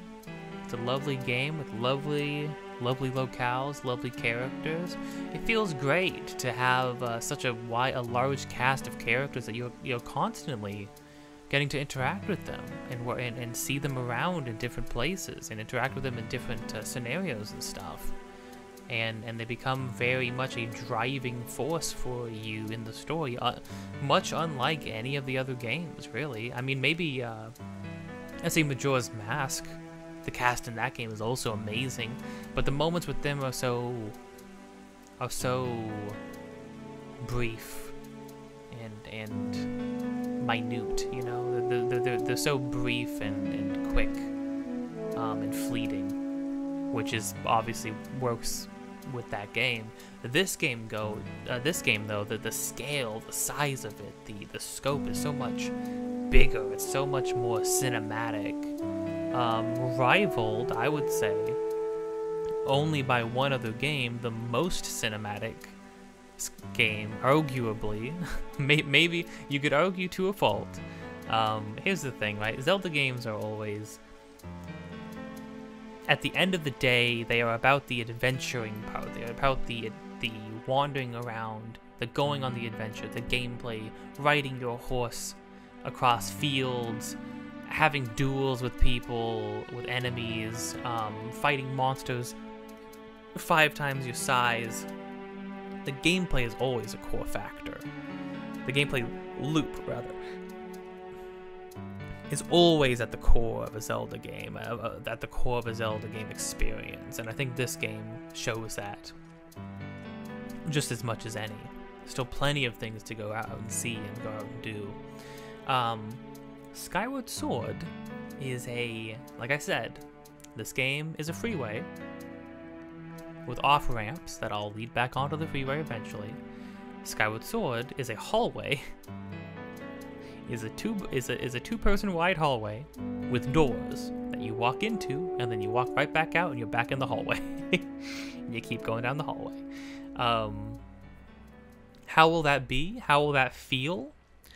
I couldn't say, because I've only played Skyward Sword one time.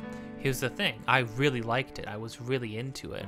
But even when I was when I played it when it originally came out, and I was in like junior high, maybe end of elementary school, beginning of junior high.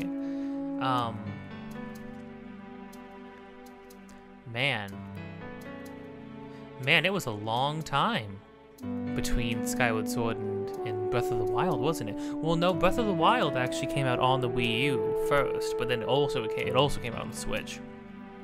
That's still a large portion. That's an entire console generation without a Zelda game, almost without a Zelda game. Crazy to think about, you know.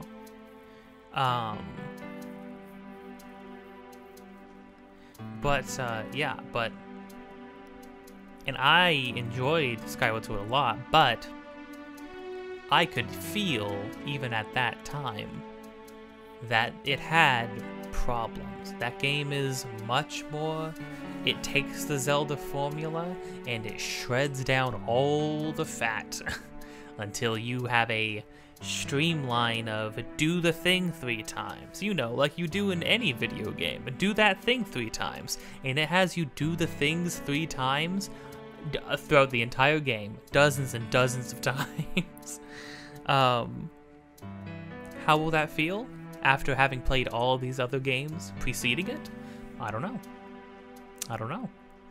I think that game has a lot of good in it. I think that game probably has the strongest, and I don't really think there's much argument here. I think that game has the strongest story and the best story, because the story is the focus of the game. I would say that game treats the story, it almost places the story, instead of being in tandem with the gameplay loop of the game, I would say the story is actually placed above the game.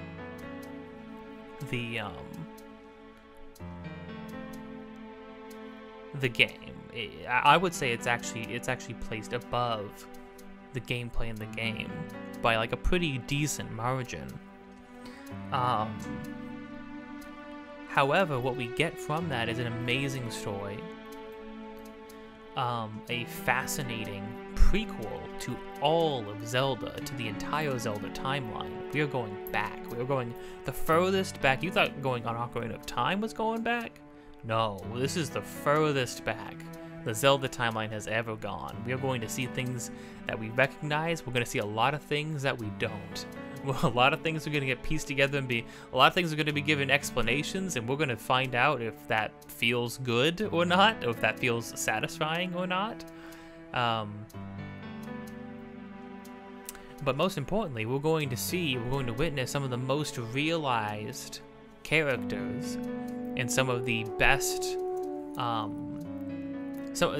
would say the best characterization of a Link and Zelda duo that there has been. I feel pretty confident about that, and here's the thing. We've had some good ones, right? The Link-Sheik dynamic is interesting.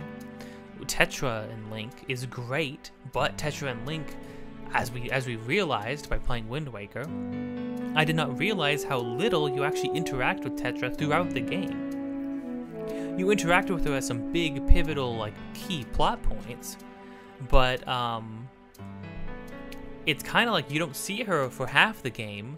You see her, she realizes that she's related to Zelda, she is a Zelda, she has inherited the Zelda power, of the Triforce of Wisdom, and then she is locked away into Hyrule for this whole second half of the game. You don't see her till the end.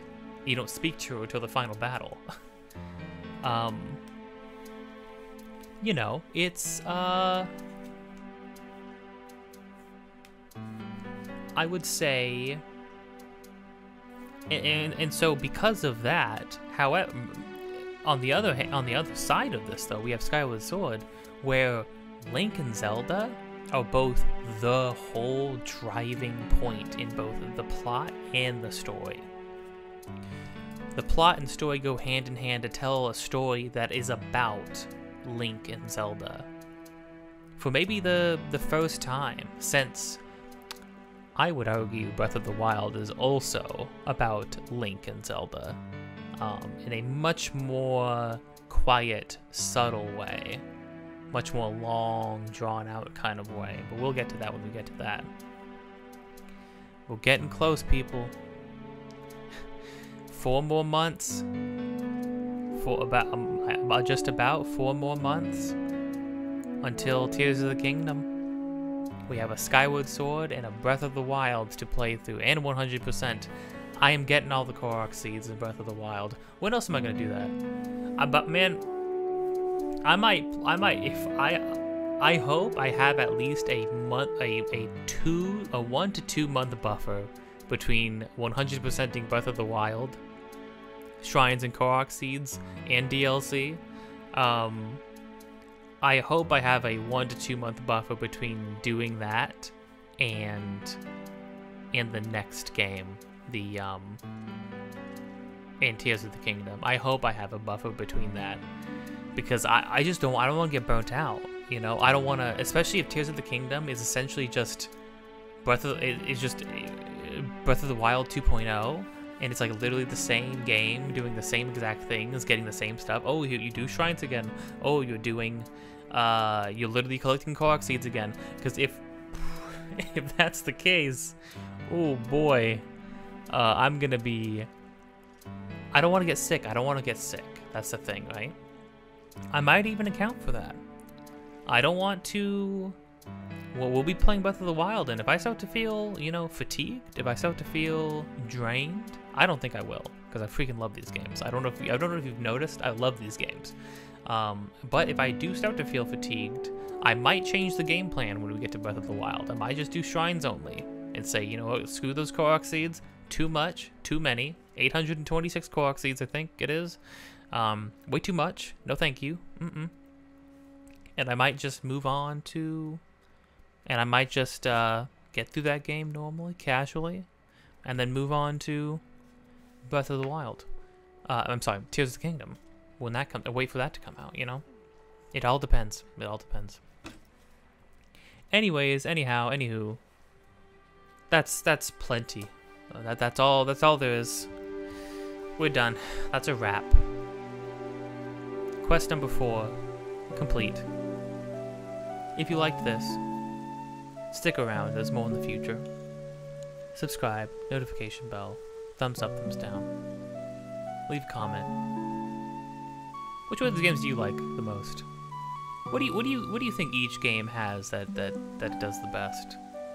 We'll see. I have a pretty clear idea in my mind of what I think Skyward Sword does the best. A lot of people might disagree. A lot of people have a lot of problems with Skyward Sword. I think Skyward Sword has its place along the Zelda timeline. Would I say it's the weakest? As far as a Zelda video game goes? Maybe. Maybe. As far as the 3D ones go? Maybe. But, I mean, if Skyward Sword is the weakest Zelda, is the weakest 3D Zelda game, then dang, those 3D Zelda games are all amazing, aren't they? I'll see you there. Till next time. Be kind, and don't be afraid to change your mind.